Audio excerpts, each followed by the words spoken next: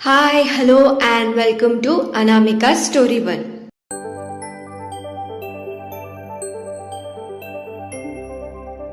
आज हम सुनने जा रहे हैं एक प्यारी सी प्रेम कहानी जिसका नाम है अधूरे हम। चैप्टर 52। बिना देर किए हम कहानी में आगे बढ़ते हैं। सिया ने राघव से अर्जुन और आरोही के बारे में पूछा, पर राघव खामोश था।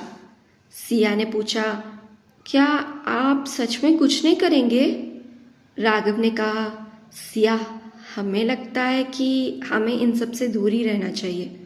सिया को यह सुनकर थोड़ा गुस्सा आया। वो बोली, क्या मतलब दूर ही रहना चाहिए? आरोही को ये शादी पसंद नहीं है और वो अर्जुन भैया से प्यार करती है। उन दोनों को मिलाना तो पड़ेगा ही ना। राघव ने कहा, सिया, ये उन दोनों के बीच की बात है और ऐसे हम बीच में नहीं पड़ सकते। सिया ने कहा, क्यों नहीं जा सकते? आपने देखा ना कि वो दोनों एक दूसरे से कितना प्यार करते हैं और एक दूसरे से ही दूर जा रहे हैं, एक दूसरे को हर्ट कर रहे हैं। ये सब हम नहीं देख सकते। हमने अर्जुन भैया को भैया कहा है, आरोही हमारी दोस्त है और इन दोनों को ऐसे उदास और दुखी हम नहीं देख सकते। आप देख सकते होंगे लेकिन हम नहीं। राघव ने कहा, देखो, आरोही हमारी भी दोस्त है, उसकी फिक्र हमें भी है। सिया ने कहा, झूठ। अगर होती तो आप ये बात नहीं करते जो अभी आपने कहा। राघव ने कहा, तुम अब इस बात के लिए हमसे झगड़ा क्यों कर रही हो? अच्छा देखो, आरोही को ये शादी पसंद नहीं है तो हम ये शादी रोकेंगे, लेकिन अर्जुन भैया और आरोही के प्यार के मामले में हम कुछ नहीं कर सकते। ये भैया का पर्सनल मामला है, वो खुद ही हैंडल करेंगे। सिया ने पूछा, मतलब आप आरोही की शादी रोक देंगे? राघव ने कहा, हाँ, अगर उसे सच में ये शादी पसंद नहीं है तो हम ये शादी नहीं होने देंगे। सिया ने कुछ सोचा और कहा, ठीक है। सिया और राघव दोनों घर पहुंच गए तो देखा अर्जुन वहीं पर लिविंग रूम में राघव का इंतजार कर रहा था। अर्जुन राघव को देखकर कहने लगा, हमें तुमसे कुछ बात करनी है। सिया ने कहा, भैया चाट खाएंगे? अर्जुन ने कहा, नहीं, हमें राघव से कुछ ज़रूरी काम है। सिया ने कहा, आपने खाना तो खाया है ना, और दादाजी ने? अर्जुन ने कहा, हाँ, हमने खा लिया है और दादाजी अपने कमरे में आराम कर रहे हैं। सिया ने कहा, ठीक है। ये कहकर वो किचन में चली गई। राघव और अर्जुन स्टडी रूम में चले गए। सिया ने 2 प्लेट लिए और ऊपर दादाजी के कमरे की ओर बढ़ गई। वो दादाजी के कमरे के दरवाज़ा नॉक करके अंदर चली गई। दादाजी सोफे पर बैठकर एक किताब पढ़ रहे थे। विजय जी ने ऊपर देखा और कहा, सिया बेटा, आओ, कैसा रहा आज का दिन? मज़ा आया? तुमने राघव की हालत टाइट कर दी। सिया ने कहा, ये क्या बात हुई दादाजी? विजय जी ने कहा, मजाक कर रहे हैं। 1 मिनट, ये कैसी खुशबू है? ये तो चाट की खुशबू है। तुम चाट लाई हो? सिया ने अपने हाथ में जो चाट का कवर था वो दिखा दिया और बोली, हाँ, आप बोल रहे थे ना कि आपको चाट बहुत पसंद है, तो हम आपके लिए लेकर आए। विजय जी खुश होकर कहने लगे, सच में? ये हमारे लिए है? जल्दी करो, हमारे मुंह में तो पानी आ रहा है। दो, इधर दो। सिया ने कहा, आप ही के लिए लाए हैं, सब्र तो करिए। विजय जी ने कहा, वही तो नहीं होता ना बेटा, अगर उन दोनों लोगों को पता चल गया कि हम चाट खा रहे हैं तो हमारी केयर नहीं, वो दोनों मिलकर हमें बहुत लंबी भाषण सुना देंगे। सिया ने पूछा, किसकी बात कर रहे हो आप? विजय जी ने कहा, और कौन है? वो अर्जुन और वो राघव। वो दोनों भाई तो हमारे सिर पर चढ़कर बैठ गए हैं। दादाजी वो मत करो, दादाजी ये मत करो, दादाजी ये मत खाओ, दादाजी वो मत खाओ। सच में घर में ही हमें जेल जैसा फील करवाते हैं दोनों। सिया मुस्कुराकर बोलने लगी, अब वो जो कह रहे हैं आपके भलाई के लिए तो कह रहे हैं। विजय जी ने कहा, लगता है राघव ने तुम्हारे आंखों के आगे पट्टी बांध दी है, उसी की भाषा बोल रही हो तुम। सिया ने कहा, ऐसा कुछ नहीं है, वैसे हमें ना आपसे कुछ मांगना था। विजय जी पूछे, क्या मांगना है? मांगो।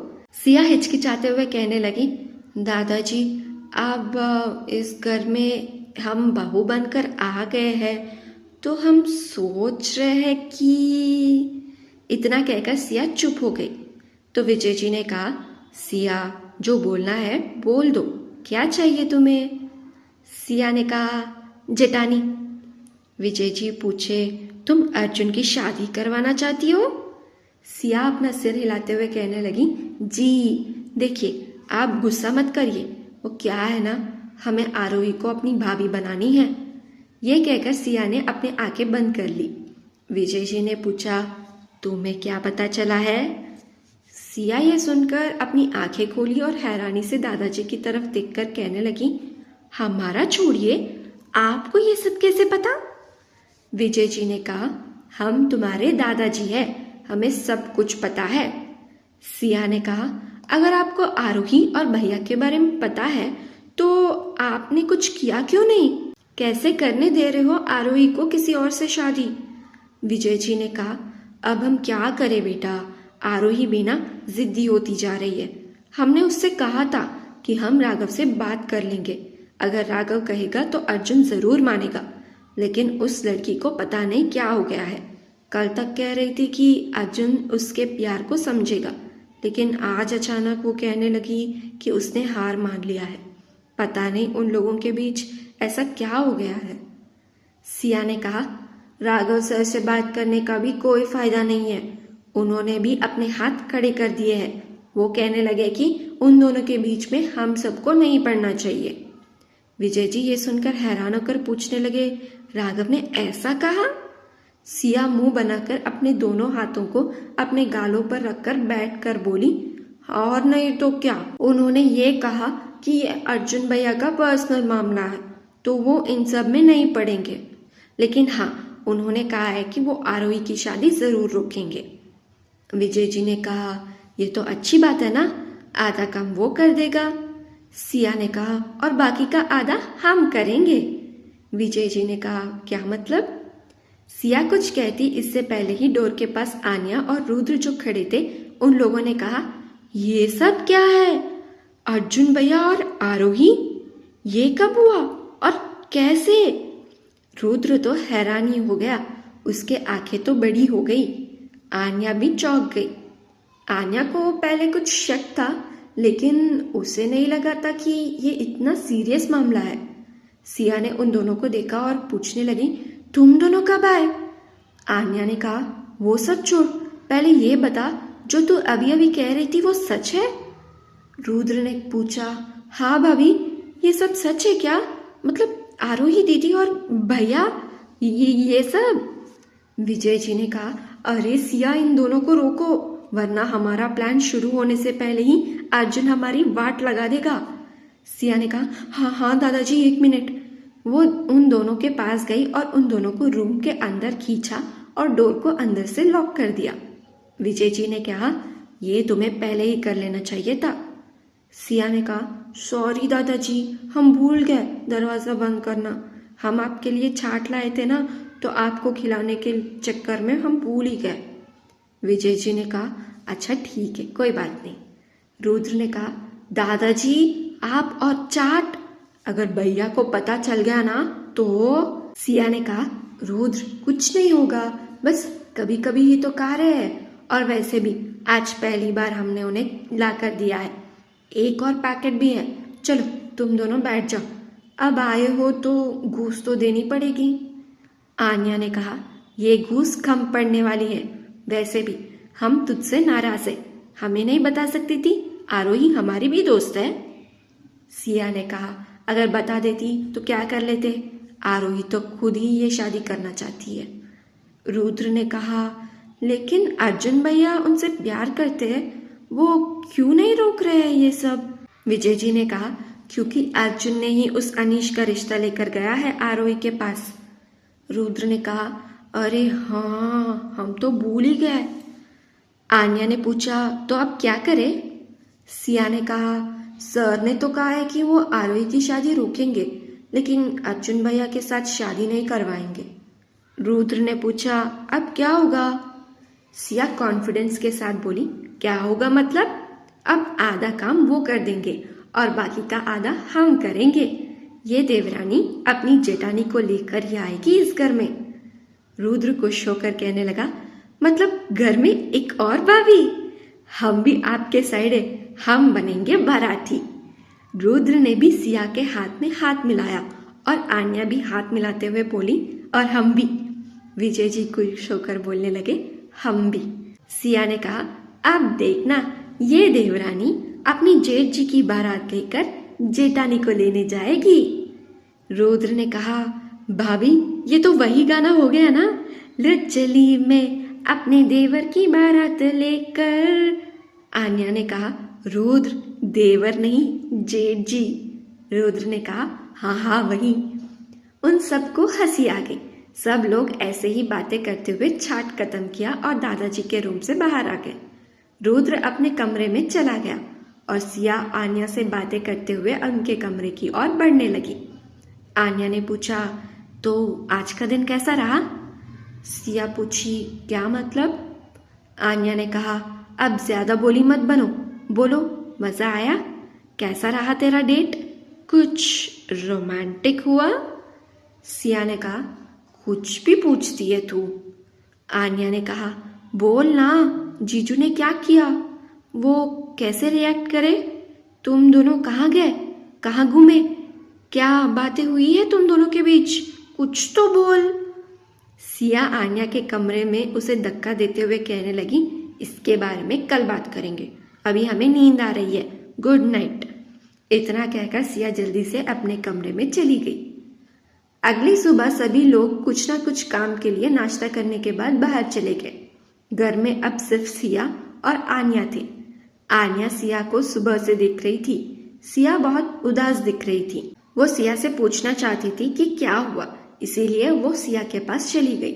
सिया किचन में कुछ सोचते हुए सामान समेट रही थी। आन्या उसके पास गई और पूछी, क्या हुआ सिया, तू इतनी उदास क्यों है? सिया अपने ख्यालों से बाहर आते हुए कहने लगी, कुछ नहीं, बस ऐसे ही। आन्या ने कहा, क्या मतलब ऐसे ही? कल कुछ हुआ था क्या तेरे और जीजू के बीच में? सिया ने कहा, कुछ नहीं हुआ है। आन्या ने कहा, नहीं कुछ तो हुआ है, बोल। जब से तुम कल आई हो तो अजीब तरह से बिहेव कर रही हो। सिया ने कहा, कुछ नहीं हुआ है। आन्या तू जा अपने कमरे में जा, आराम कर। आन्या पूछी, हमें क्या हुआ जो हम आराम करेंगे? सिया ने कहा, आराम नहीं तो काम कर ले, जा। तुझे काम नहीं है क्या? हमें बहुत काम है, हमें काम करने दे, जा। आन्या ने देखा कि सिया अभी कुछ बात नहीं करना चाहती है, इसीलिए वो अपने कमरे में चली गई। आन्या के अपने कमरे में आते ही उसने देखा कि उसके लैपटॉप पर आरोही से वीडियो कॉल आ रहा था। उसने जल्दी से उसे एक्सेप्ट किया और कैमरा ऑन कर दिया। वो आरोही से बोली, हाय आरोही, कैसी हो? आरोही ने कहा, हम ठीक है आन्या, तुम बताओ तुम कैसी हो? आन्या ने कहा, हम ठीक है। बोलिए कैसे याद किया हमें? आरोही ने कहा, हमने उस दिन बताया था ना इवेंट ऑर्गेनाइजर्स के बारे में। आन्या ने कहा, अरे हाँ। आरोही ने कहा, वो लोग तुमसे बात करना चाहते हैं, इसीलिए हमने तुम्हें कॉल कर दिया। तुम बिजी तो नहीं हो ना? आन्या ने कहा, नहीं ऐसा कुछ नहीं, हम बात कर लेंगे। आरोही ने कहा, ठीक है। आरोही ने लैपटॉप इवेंट ऑर्गेनाइजर्स की ओर घुमा दिया। आन्या और इन इवेंट ऑर्गेनाइजर्स के बीच बहुत सारी बातें हुई। उन लोगों ने मिलकर आरोही के शादी के बागडोर संभालने का तय किया।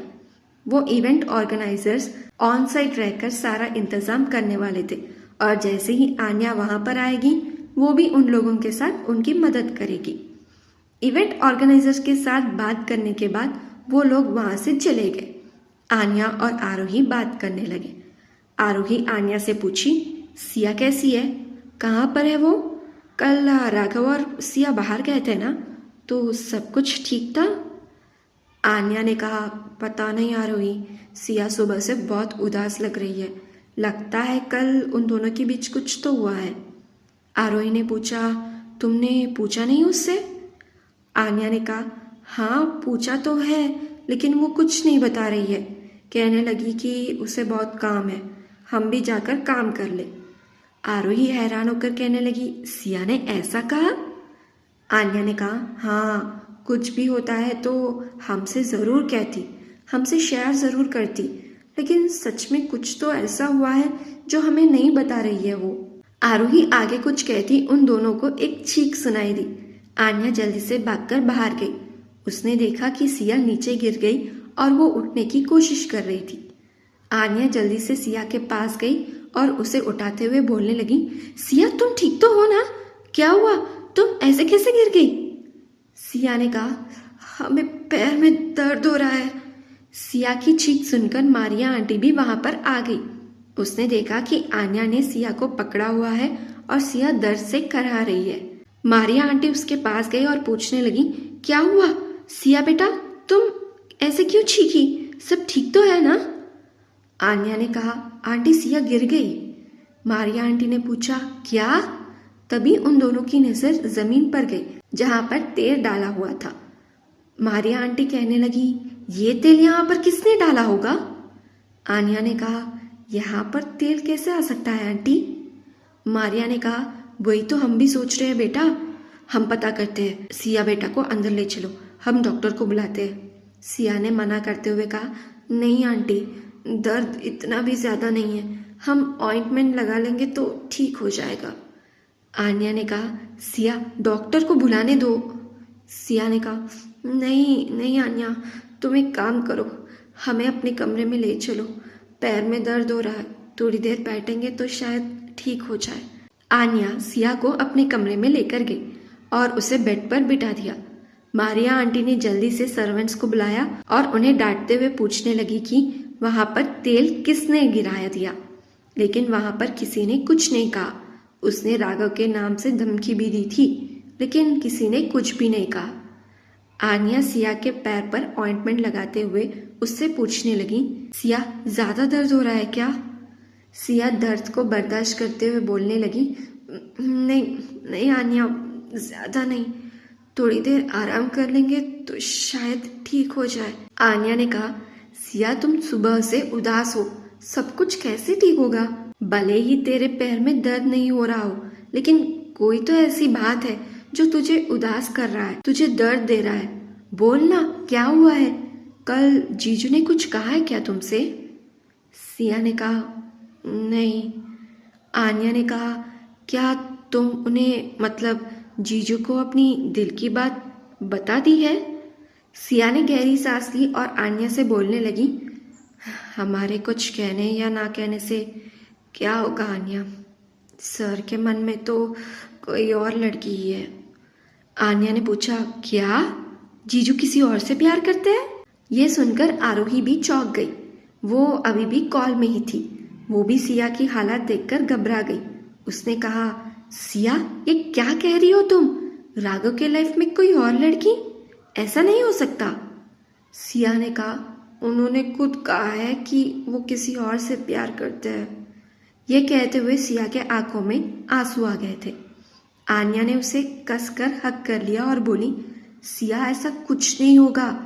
अच्छा ये बता, क्या वो लड़की अभी भी जीजू के साथ, मतलब वो अभी भी जीजू के टच में है? सिया ने ना में अपना सर हिला दिया और कहा, उन्होंने कहा है कि वो उसके नाम भी नहीं जानते। आरोही ने कहा, सिया शायद राघव ने तुम्हारे साथ मजाक किया होगा, अब बेनाम लड़की से कौन प्यार करता है? सिया ने कहा, लेकिन उनकी आंखों में उस लड़की के लिए प्यार देखा था हमने। वो जब उस लड़की के बारे में बात कर रहे हैं तो अजीब सी चमकती है उनकी आंखों में, और उन्होंने कहा है कि वो लड़की उन्हें तब मिली थी जब उन्होंने उनकी जिंदगी में सब कुछ खो दिया था। आरोही ने कहा, सिया अगर ऐसी बात होती ना तो राघव तुमसे शादी नहीं करता। वो ऐसा इंसान नहीं है जो प्यार किसी और से करे और शादी किसी और से। तुम्हें जरूर कोई गलत फहमी हुई है, या फिर राघव ने सच में तुम्हारे साथ मजाक किया होगा। आन्या ने कहा, हाँ सिया, आरोही सच कह रही है। अगर वो किसी और से प्यार करते हैं तो तुमसे शादी क्यों करेंगे? सिया ने कहा, तुम दोनों शायद भूल रहे हो कि हम दोनों की शादी एक समझौते की शादी है। हमने भव्या के लिए शादी की है और उन्होंने। ये कहते हुए सिया रुक गई तो आन्या कहने लगी, और उन्होंने? बोलो, उन्होंने किस लिए शादी की? तुम बता सकती हो कि जीजू ने तुमसे शादी क्यों की है, और वो भी समझौते की? अगर वो किसी और से प्यार करते हैं तो तुमसे शादी क्यों? सिया खामोश हो गई तो आन्या आगे कहने लगी, नहीं है ना तुम्हारे पास कोई भी जवाब इस सवाल का? देख सिया, जब तक तुम अपनी मन की बात उन्हें नहीं बताओगी तो उन्हें कैसे पता चलेगा कि तुम्हारे मन में क्या चल रहा है? आरोही ने भी कहा, आन्या ठीक कह रही है। जब तक तुम राघव को अपने दिल की बात नहीं बताओगी, राघव को कैसे पता चलेगा? और हमारा यकीन मानो, राघव की लाइफ में कोई और लड़की नहीं है, सिर्फ तुम हो। तो अपनी मन की बात उसे बता दो। हमें यकीन है राघव भी तुमसे प्यार करता है। सिया ने कहा, अगर वो हमसे प्यार नहीं करते हैं तो? अगर उन्होंने हमारे प्यार को ठुकरा दिया तो? आरोही ने कहा, तुम्हें क्या लगता क्या होगा? अरे बेवकूफ लड़की, तुम दोनों की शादी हो गई है, अब राघव चाहकर भी तुमसे दूर नहीं जा सकता। आन्या ने भी कहा, हाँ हम आरोही के बात से सहमत है। आरोही ने कहा, सिया जो हमने कहा है वो करो, तुम राघव को अपनी दिल की बात बोल दो। ये सब सुनकर सिया सोच में पड़ गई। मारिया आंटी ने जल्दी से राघव को फोन करके सिया के साथ जो हुआ सब कुछ बता दिया। तो अब क्या करेगा राघव सिया के हालत के बारे में जानने के बाद? क्या वो ढूंढ पाएगा कि तेल किसने गिराया है? क्या सिया अपने दिल की बात राघव को बताएगी? क्या जवाब होगा राघव का? इन सारे सवालों के जवाब जानने के लिए सुनते रहिएगा ये कहानी अधूरे हम, आपकी होस्ट अनामिका के साथ। अगर आपको ये कहानी अच्छी लगी हो तो इस वीडियो को एक लाइक कीजिए, इस वीडियो को और कहानी को अपने फ्रेंड्स और फैमिली सर्कल में शेयर करिएगा। इस कहानी में आपको क्या पसंद आ रहा है नीचे कमेंट सेक्शन में बताकर हमारे चैनल को सब्सक्राइब करके बेल आइकन भी क्लिक कर लीजिएगा। अगर यह कहानी आप पूरी तरह पढ़ना चाहते हैं तो डिस्क्रिप्शन में लिंक है, बायो में भी लिंक है, उस पर क्लिक करके कहानी को पूरी तरह पढ़ लीजिएगा। Thank you so much for listening. Thank you so much for your love and support. Take care and bye bye.